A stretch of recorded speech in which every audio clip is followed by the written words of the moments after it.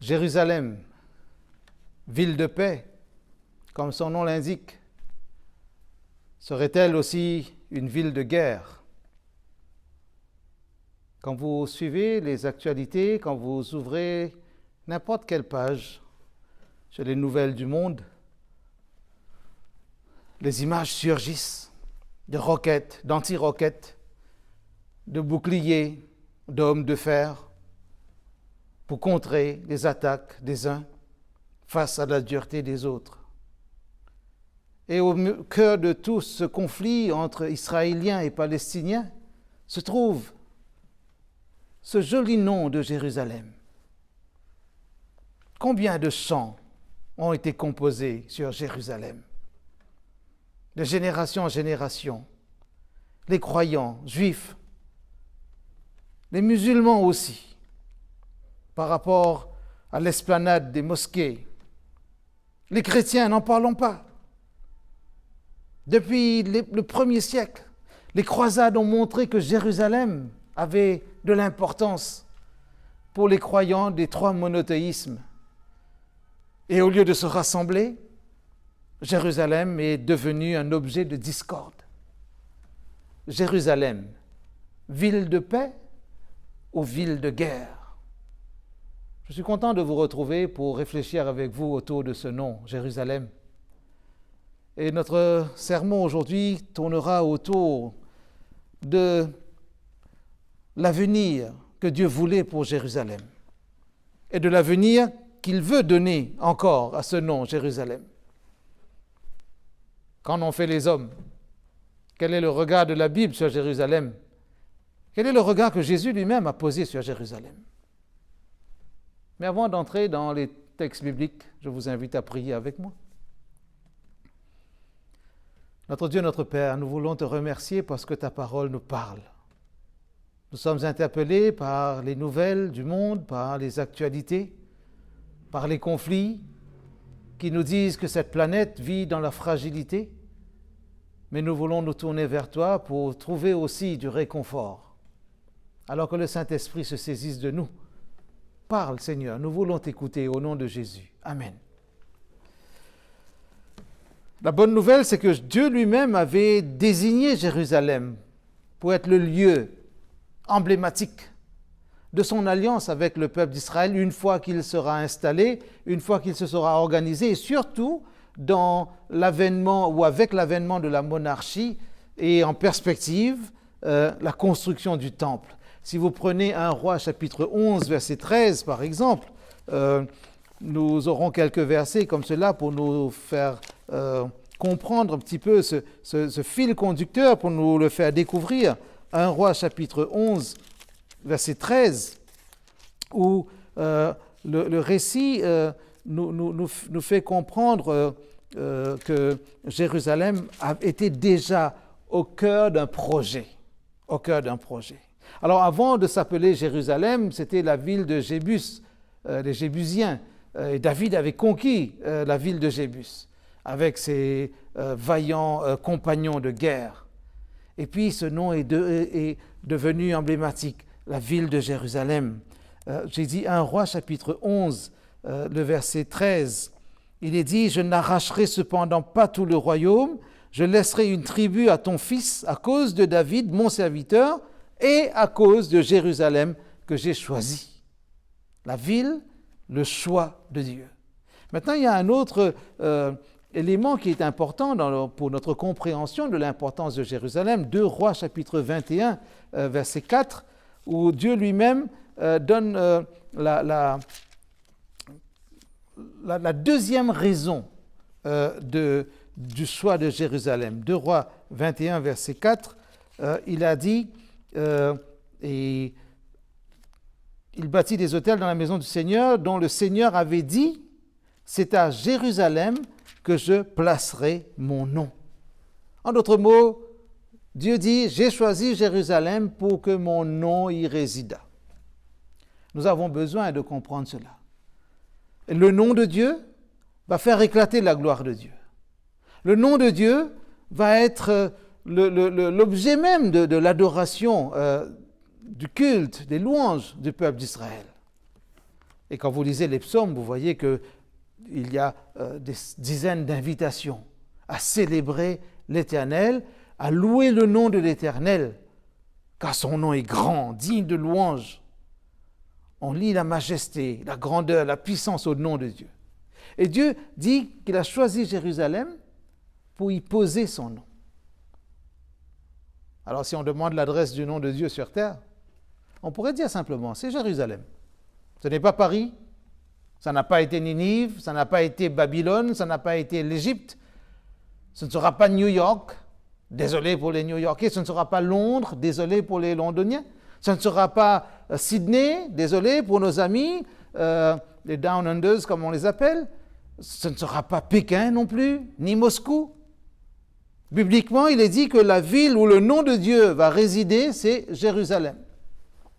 Maintenant, les hommes, dans l'histoire d'Israël, on voit qu'il y aura des hauts et des bas dans la relation avec le Seigneur. L'alliance contractée depuis le Sinaï, Exode chapitre 19, versets 5 et 6, et qui va se perpétuer avec Josué, Josué chapitre 24, qu'on va retrouver dans le livre de Samuel avec David, et on va retrouver cela aussi dans le prolongement de la monarchie, surtout avec la tribu de Juda, dans le royaume de Juda, et là où était le temple.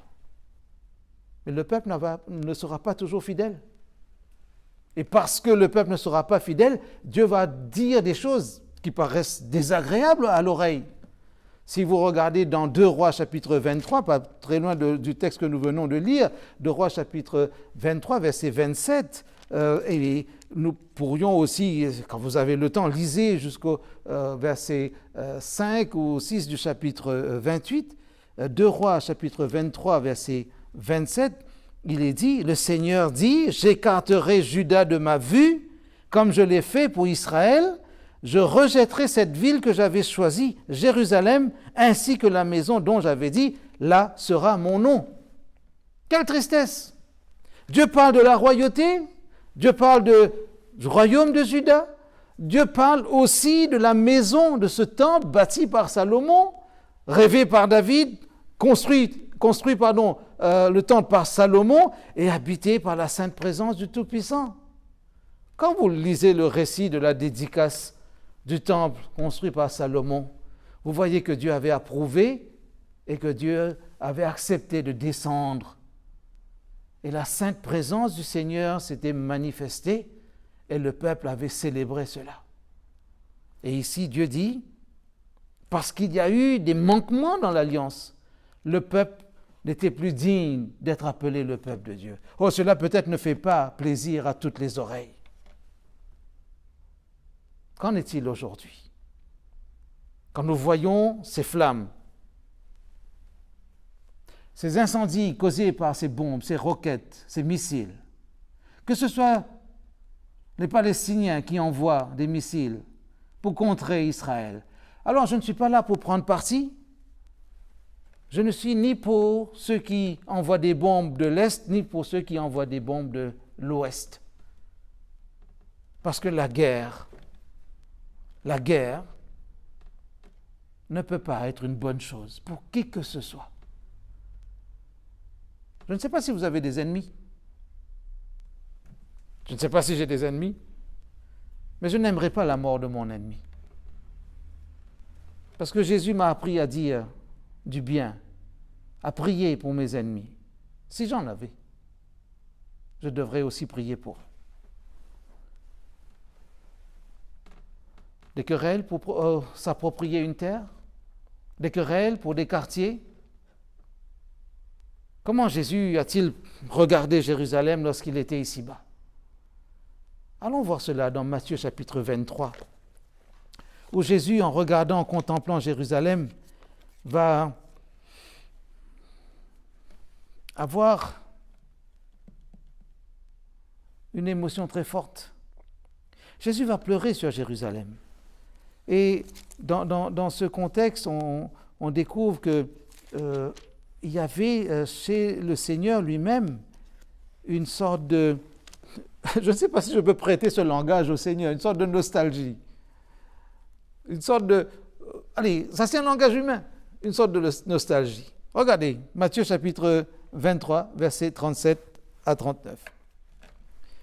Jérusalem, Jérusalem, toi qui tues les prophètes et qui lapides ceux qui te sont envoyés, combien de fois j'ai voulu rassembler tes enfants comme une poule rassemble ses poussins sous ses ailes. Extraordinaire comme projet. Mais vous ne l'avez pas voulu. Mais vous ne l'avez pas voulu. Eh bien, votre maison vous est laissée déserte. Car je vous le dis, vous ne me verrez plus désormais jusqu'à ce que vous disiez « Béni soit celui qui vient au nom du Seigneur ». Si vous lisez dans Luc chapitre 13, versets 34 et 35, vous verrez à peu près le même discours. Quand Jésus va être acclamé dans Jérusalem, Jésus va aussi dire que cette ville connaîtra une histoire dramatique, destruction, désordre, instabilité à cause de l'infidélité. Comme si Dieu voulait dire l'investissement moral, spirituel, que j'ai mis dans cette alliance avec vous, le peuple, cet investissement n'a pas rapporté ce que cela devait rapporter. Or, certes, le Messie va naître, mais le Messie va être aussi crucifié, en dehors de la ville, on va dire, symboliquement. Mais dans ce contexte de Jérusalem, toi qui tues les prophètes, ils vont aller même jusqu'à tuer le Fils de Dieu. Quand je suis allé en Israël et que j'ai posé le pied à Jérusalem, j'ai dit à l'un de mes collègues, parce que nous étions dans un voyage d'études, c'était en 2009, j'ai dit à un collègue, tu imagines, le pays où nous sommes, la ville où nous nous trouvons, cet endroit aurait dû être l'endroit le plus chrétien du monde. J'ose le dire, et j'espère qu'on ne va pas m'envoyer une roquette ou un missile pour cela. Le pays qui aurait dû être le pays le plus chrétien au monde, c'est Israël. Et peut-être c'est le pays le plus sécularisé, le plus postmoderne qui existe. C'est un pays qui, depuis 1948, depuis la déclaration de Lord Balfour, quand les Britanniques sont partis, et qu'il y a eu cette reconstruction, cette renaissance d'Israël, la guerre a commencé. Expropriation des uns, implantation des autres, et cela n'a pas cessé.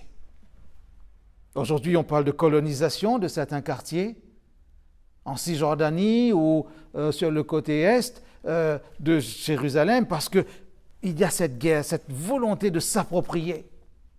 Et ceux qui ont été là pendant des millénaires se disent c'est aussi notre terre. Conflit politique, conflit territorial, conflit de propriété, conflit d'appartenance, et pourtant, tous les monothéistes se réclament d'un même père de la foi. Abraham ou Ibrahim, pour d'autres, le père de la foi. Pour faire quoi? Pour s'envoyer des pierres, ces vieilles pierres historiques qui deviennent des machines à tuer, des roquettes, et la technologie qui permet d'avoir des missiles anti-missiles, des roquettes anti-roquettes. Jérusalem, Jérusalem, combien de fois n'ai-je voulu te rassembler sous mes ailes comme une poule rassemble ses poussins? En d'autres mots, combien de fois je t'ai envoyé des prophètes pour te dire, voici le chemin de la vérité, le chemin du salut. Respecte l'alliance avec le Dieu unique, le vrai Dieu, le Dieu tout-puissant, qui t'a donné le privilège d'être son peuple dans l'histoire, d'être son témoin, son relais, le relais de la grâce. Tu es devenu le peuple qui allait porter ou faire naître le Messie, parce qu'il était dit à Abraham, toutes les nations de la terre seront bénies en ta postérité. Et cette bénédiction a un prénom, Jésus. Aujourd'hui, on se bat. C'est vrai, pour certains, c'est une question de survie. Pour d'autres, c'est une question de dignité, d'honneur. On peut se mettre un point d'honneur pour ne pas se laisser vaincre par l'autre. Là où il y avait la cohabitation sereine entre Arabes israéliens et Juifs israéliens, là où il y avait parfois une bonne cohabitation entre Palestiniens et Israéliens, aujourd'hui c'est la guerre, les murs s'effondrent. Vous avez dû voir comme moi ces images où un immeuble entier s'est effondré parce qu'il y a eu des explosifs, parce qu'on ne tolère pas que quelqu'un envoie une bombe sur sa population. C'est vrai, il faut se défendre, mais au cœur de tout cela, Jérusalem. Jérusalem, pour qui? Déjà, à l'époque où Jésus marchait sur cette planète, j'aime bien ce récit dans Jean chapitre 4, quand Jésus parle avec la femme samaritaine. Et aujourd'hui, Samarie se trouve en territoire palestinien. Quelle ironie! Mais à l'époque déjà, il y avait une sorte de querelle religieuse. Ici, la religion, là-bas, la religion. Qui a raison? Et la femme samaritaine va le dire à Jésus, vous les Juifs, vous dites qu'il faut adorer à Jérusalem.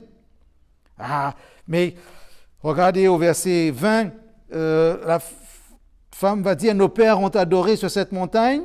Je vous ai dit Jean chapitre 4, n'est-ce pas? Jean chapitre 4, verset 20, nos pères ont adoré sur cette montagne. Vous dites que le lieu où il faut adorer est à Jérusalem. Jésus lui dit, femme, crois-moi, l'heure vient où ce ne sera ni sur cette montagne, ni à Jérusalem que vous adorerez le Père. Ce que le Père demande. Verset 23, mais l'heure vient. C'est maintenant où les vrais adorateurs adoreront le Père en esprit et en vérité. En d'autres mots, ni sur la montagne, on parle de Garizim, on parle du mont Ébal à l'époque pour les Samaritains, ni à Jérusalem pour les Juifs. Ce que le Père veut, c'est des adorateurs en esprit et en vérité. À quoi cela sert-il de sauver Jérusalem comme une sorte de vestige d'une alliance qui est caduque, où le nom de l'Éternel n'est plus invoqué, où le Messie a été rejeté? À quoi cela sert-il de garder une terre qui n'a plus la bénédiction du Seigneur? Je suis en train de réfléchir sur le plan théologique. Je ne veux pas faire de politique. Je ne suis ni antisémite, ni anti-palestinien. Je suis juste en train de réfléchir. Quel avenir pour cette ville Jérusalem? Qu'est-ce que Jésus avait prévu avec, dans sa vision évangélique?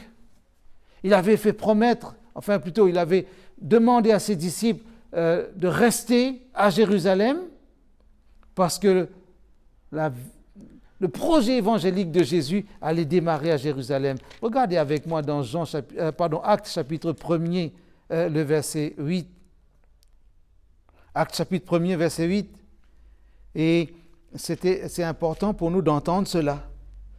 Mais vous recevrez de la puissance quand l'Esprit Saint viendra sur vous.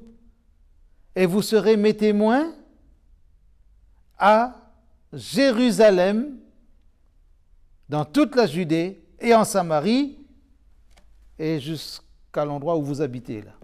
C'est-à-dire jusqu'aux extrémités de la terre. Si vous n'habitez pas à Jérusalem, ça veut dire que vous êtes aux extrémités de la terre. Tout est parti de Jérusalem. Le projet de Dieu, c'est que l'évangile, la bonne nouvelle du salut, éclate à partir de l'endroit même où le Christ a été crucifié, à partir de l'endroit où Jésus est ressuscité, à partir de l'endroit où Christ a été glorifié aux yeux de ses disciples. À travers ces différentes apparitions post-résurrection, Jésus a montré que la parole de Dieu dit vrai et qu'elle va éclater dans Jérusalem. Et quand vous lisez Actes chapitre 2, le jour de la Pentecôte, quand Pierre va faire cette proclamation, quand les apôtres vont parler dans des langues différentes, des langues connues bien sûr, pas des langues extatiques ou des langues qui ne signifiaient rien, Mais quand les visiteurs reconnaissaient leur langue d'origine, de provenance, ils disaient, mais comment ils parlent notre langue alors qu'ils habitent ici? Parce que l'évangile résonnait, Jérusalem, Jérusalem, Jérusalem. Ce n'était pas un missile, mais c'était une lumière qui venait du ciel. Des flammes de feu qui sont descendues sur les apôtres ce jour-là. Des flammes de feu pour dire, chapitre 2, verset 3 par exemple, ils étaient dans la chambre haute, verset 2, tout à coup, il vint du ciel, acte chapitre 2, un bruit comme celui d'un violent coup de vent qui remplit toute la maison où ils étaient assis. Des langues leur apparurent qui semblaient de feu et qui se séparaient les unes des autres, et il s'en posa sur chacun d'eux.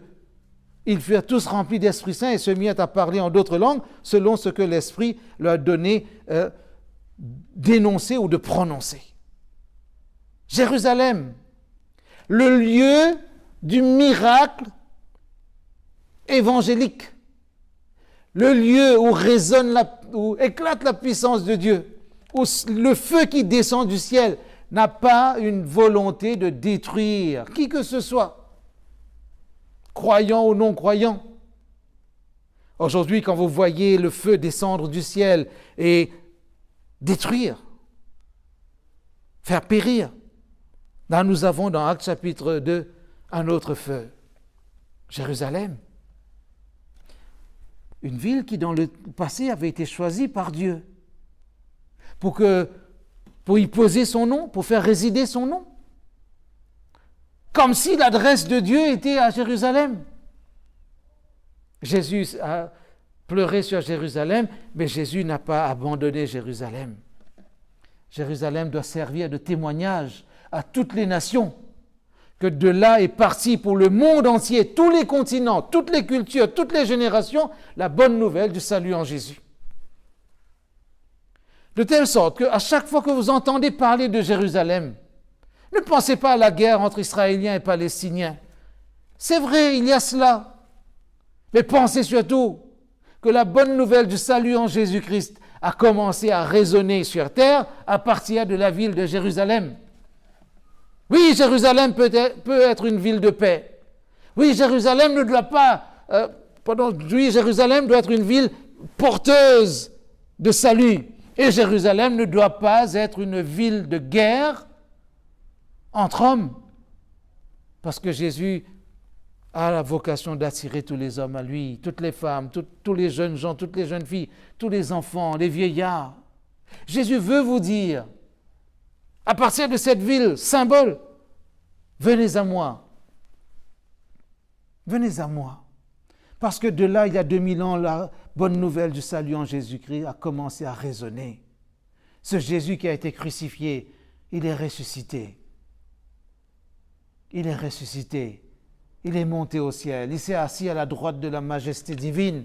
Il est au cœur de la divinité pour plaider en votre faveur, en ma faveur, pour nous garantir le salut. Je n'ai pas envie de dire, laissons les Palestiniens et les Israéliens se battre, s'entretuer. Ce ne serait pas une bonne idée, un bon souhait, une bonne pensée de ma part. Ce serait anti-biblique. Je fais un appel solennel à tous ces hommes qui veulent encore se déchirer. Levez les yeux.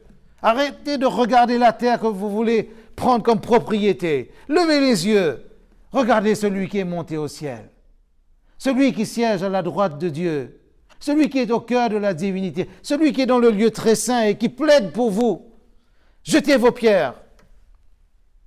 Éteignez ces machines de guerre. Désarmez les lance-roquettes. Faites la paix, parce que Jérusalem veut dire ville de paix. Jérusalem, aujourd'hui,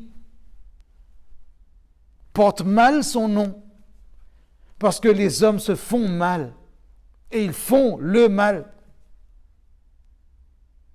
Jusque à quand? Jusque à quand?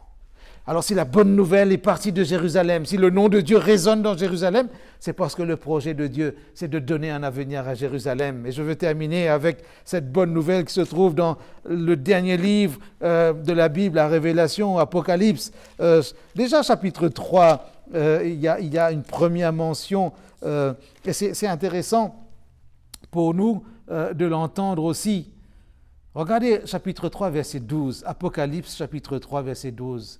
Si vous n'avez pas encore bien lu l'Apocalypse, prenez le temps de le lire. Si vous l'avez déjà lu, relisez le livre de l'Apocalypse. Si vous connaissez des chrétiens, des croyants, et même des non-chrétiens qui n'ont jamais pris le temps de le lire, encouragez-les à le faire. L'Apocalypse a été donné pour les serviteurs de Dieu. Alors si vous êtes serviteur de Dieu ou servante du Seigneur, lisez l'Apocalypse. J'ai dit Apocalypse chapitre 3, verset 12. Le vainqueur, j'en ferai une colonne dans le sanctuaire de mon Dieu, et il n'en sortira jamais plus. J'écrirai sur lui le nom de mon Dieu et le nom de la ville de mon Dieu, la Jérusalem nouvelle, qui descend du ciel d'auprès de mon Dieu, ainsi que mon nom nouveau. Une Jérusalem nouvelle ou une nouvelle Jérusalem, quel que soit le sens de l'expression, Jérusalem a un avenir, pas celui que les hommes veulent lui donner en s'entretuant. Allons dans Apocalypse chapitre 21, verset 2. Et Jean, le prophète, le visionnaire de l'Apocalypse, dit, Apocalypse 21, verset 2, « Et je vis descendre du ciel d'auprès de Dieu la ville sainte, la Jérusalem nouvelle, prête comme une mariée qui s'est parée pour son mari. » Extraordinaire. Et il entend du trône une voix forte qui disait, « La demeure de Dieu est avec les humains.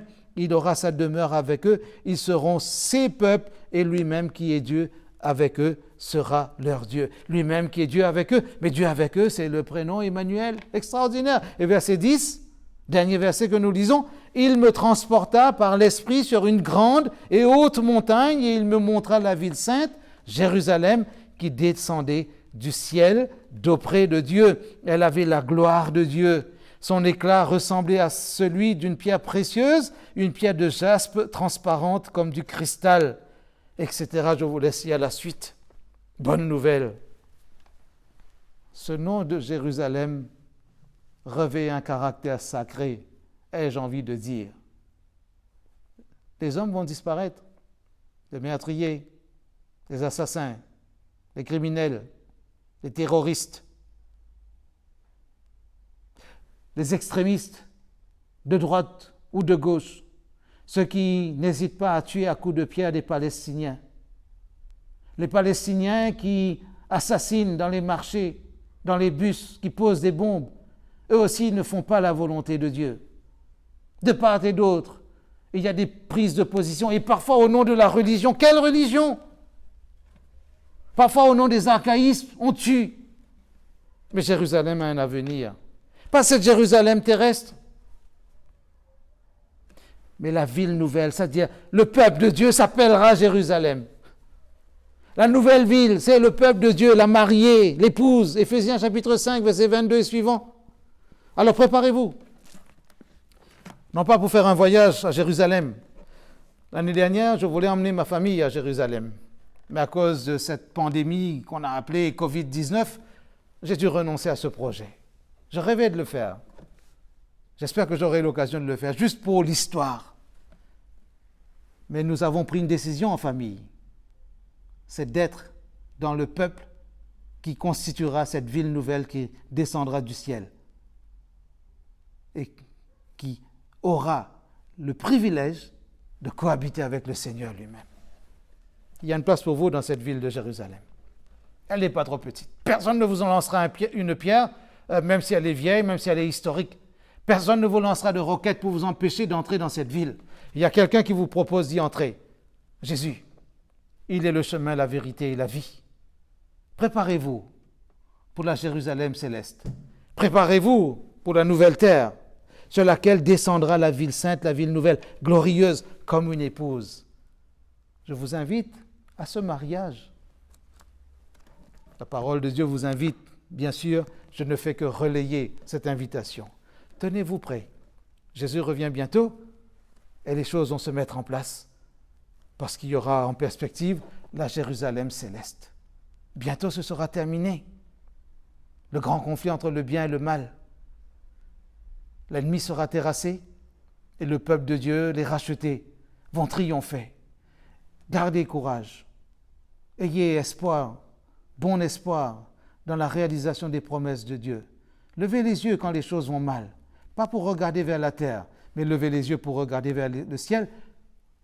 Celui qui doit venir viendra, il ne tardera pas. Que la paix du Seigneur soit sur vous. La paix, Jérusalem est une ville de paix, n'est-ce pas? Entrez dans la ville sainte, spirituellement parlant, dans cette ville sainte de Jérusalem. Le Seigneur vous y convie, il prépare une place pour vous. N'hésitez pas, prenez-la, ce sera votre place, pas celle d'un autre que vous prendrez. Votre place, parce que le salut est aussi pour vous aujourd'hui. Que la paix du Seigneur soit sur vous. Amen.